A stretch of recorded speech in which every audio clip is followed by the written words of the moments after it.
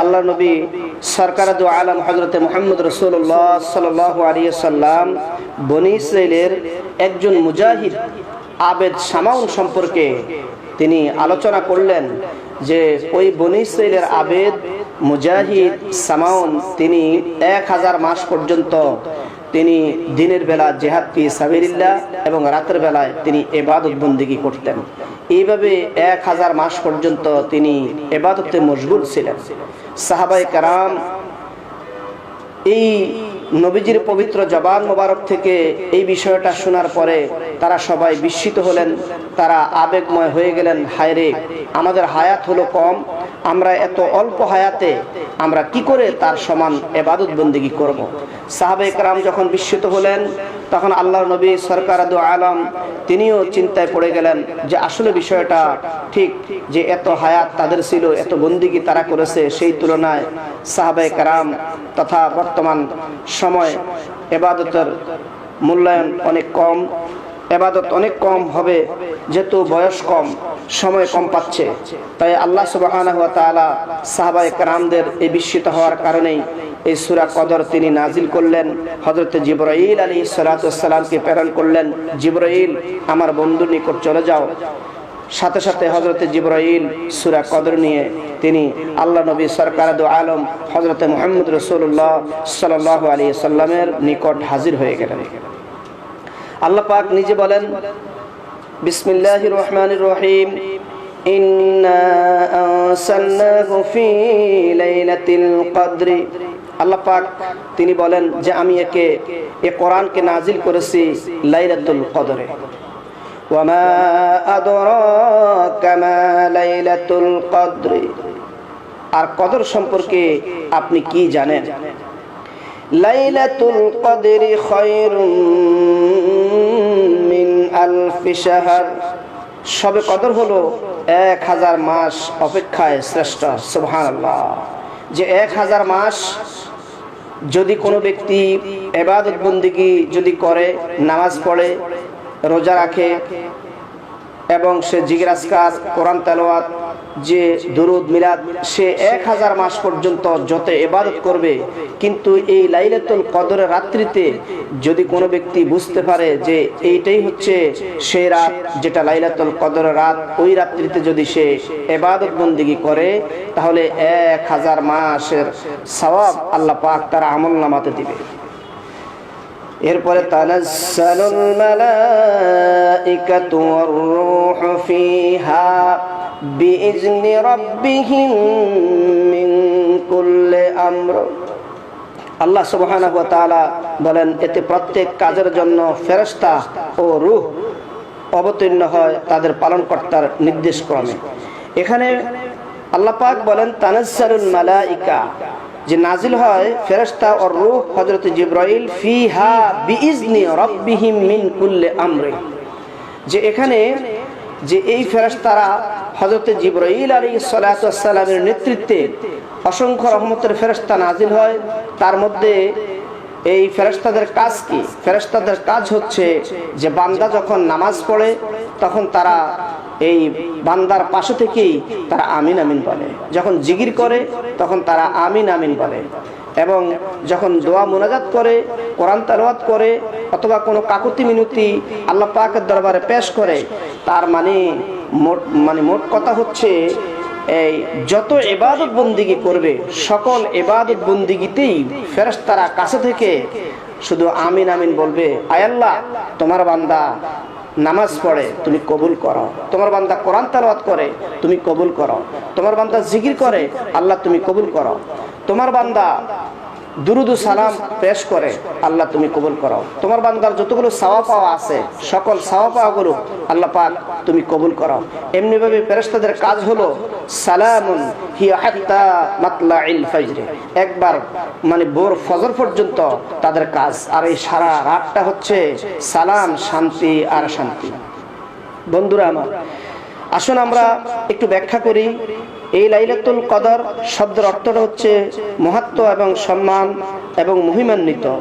Abu Bakr Waraqah বলেন যে আসল মহত্ব হচ্ছে যেই ব্যক্তির জীবনে কোনো আমল ছিল না, আমল না থাকার কারণে যে ব্যক্তি বঞ্চিত ছিলেন সেই ব্যক্তি এই পবিত্র লাইলাতুল কদরে ইবাদত বন্দেগী করে তিনি আল্লাহ পাকের কাছে একটা সম্মানিত আসন প্রাপ্ত হয়ে যায়।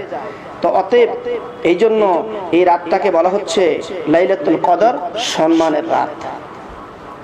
এরপর আসেন আরেক অর্থ হচ্ছে কদরের আরেক অর্থ হলো তাকদীর বা আদেশ।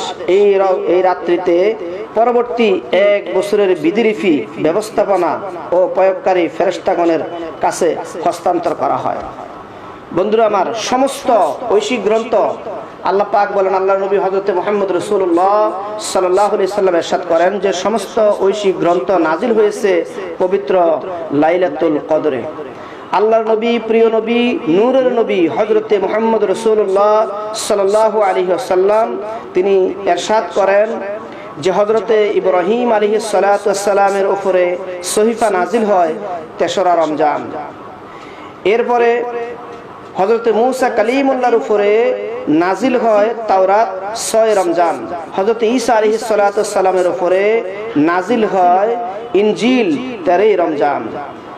এরপরে হযরত দাউদ আলাইহিস সালাতু ওয়াস সালামের উপরে নাজিল হয় জবুর 18 রমজান। আর পবিত্র কোরআনে কারীম নাজিল হয় আমাদের নবী, প্রিয় নবী হযরতে মুহাম্মদ রাসূলুল্লাহ সাল্লাল্লাহু আলাইহি সাল্লামের উপরে 20 রমজান। বন্ধুরা আমার, আল্লাহ সুবহানাহু ওয়া তাআলা এই কোরআনে কারীম তিনি নাজিল করেছেন পবিত্র লাইলাতুল কদরে। এই জন্য লাইলাতুল কদরের মহত্ব এবং গুরুত্ব অনেক বেশি। যারাই এই রাতটি পাবে সে যেন বেশি বেশি ইবাদত বন্দেগী করে। আসুন এই পর্যায়ে আমরা জেনে নেই যে লাইলাতুল কদর সম্পর্কে আল্লাহর নবী, প্রিয় নবী হযরতে মুহাম্মদ রাসূলুল্লাহ সাল্লাল্লাহু আলাইহি সাল্লাম ইরশাদ করেন, ওয়ান উবাদা ইবনে সামিত রাদিয়াল্লাহু তাআলা আনহু قال خرج رسول الله صلى الله عليه وسلم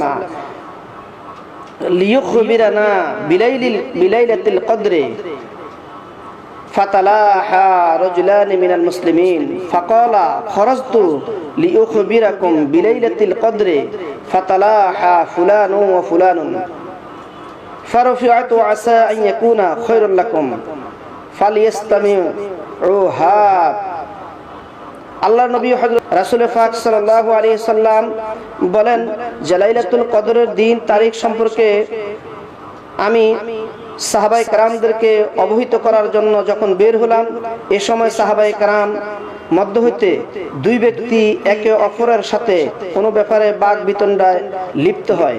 তিনি বলেন, আমি বের হয়েছিলাম তোমাদেরকে লাইলাতুল কদরের সঠিক তারিখ জানিয়ে দেওয়ার জন্য, কিন্তু অমুক ব্যক্তির ঝগড়ার কারণে সঠিক তারিখ এলেম আমার কলব হইতে উঠিয়ে নেওয়া হয়।